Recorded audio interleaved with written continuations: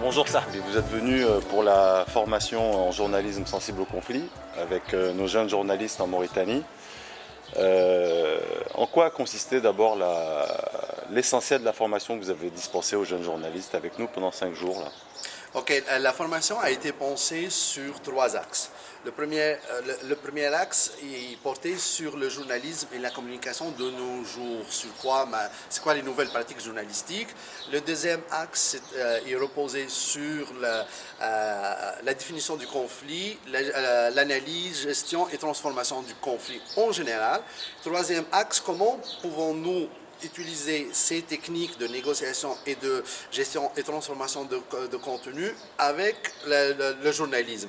Et évidemment, on est parti pour faire des exercices pratiques, corriger des anciennes productions journalistiques et aussi élaborer une ébauche, ou laisse-moi vous dire, un brouillon d'un code d'éthique ou de code de conduite. Très bien.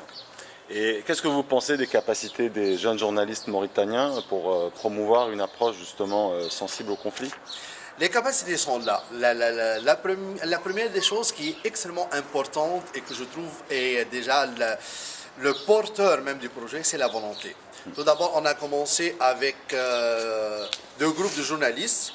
Un groupe de journalistes arabophones, un groupe de journalistes francophones qui ne se connaissaient pas, qui n'ont jamais eu l'occasion de travailler ensemble, et rapidement on voyait une synergie entre les 2 groupes, un intérêt, et même on est rendu à un moment donné que les francophones essayaient de parler en arabe avec les arabophones, et les arabophones parlaient un peu en français avec les autres, et ça prouve une volonté et une ouverture pour un dialogue interculturel, que les prémices sont déjà là. Ça veut dire on fait que juste réunir les différents acteurs pour dire mais les prémices sont là.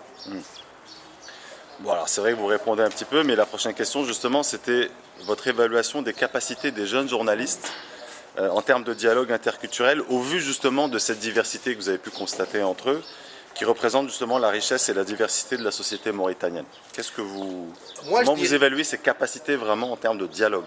De dialogue, moi je dirais qu'ils seront le noyau même de ce projet promoteur ou projet d'avenir. C'est-à-dire ces journalistes-là, ils peuvent être un noyau, et d'ailleurs on a parlé et on a travaillé le concept de réseautage, comment faire un réseau, et comment ce noyau, il faut qu'il fasse de sorte que d'autres acteurs de la société civile, de la société mauritanienne, se greffent à eux. Par exemple, disons, parlons des avocats, des médecins, des comptables, ainsi de suite. Et du coup, eux, maintenant, il faut qu'ils lancent le noyau pour qu'ils deviennent disons, une filigrane ou quelque chose dans la société.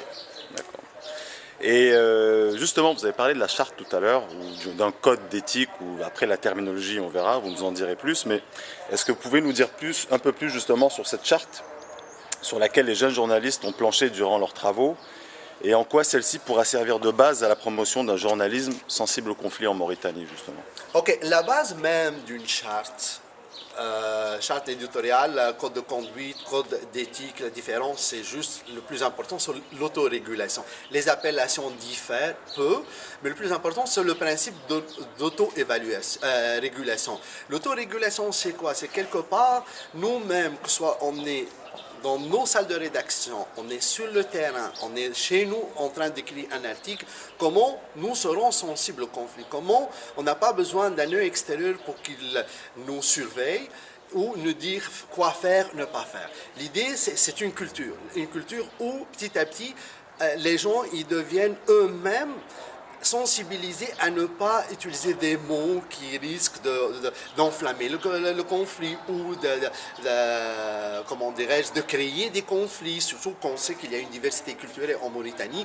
Des fois, juste par les bonnes intentions du journaliste qui ne sait pas, en parlant de 2 communautés, il peut heurter une ou bien blesser une inconsciemment. Mais dès qu'on parle de l'autorégulation, dans le sens de dire, écoutez, faites attention, pour parler d'un journalisme sensible, il faut faire attention tel point, tel point, tel point, et ça devient, comment dirais-je, une façon d'une autosurveillance. On n'a pas besoin de quelqu'un d'autre qui nous surveille de l'extérieur.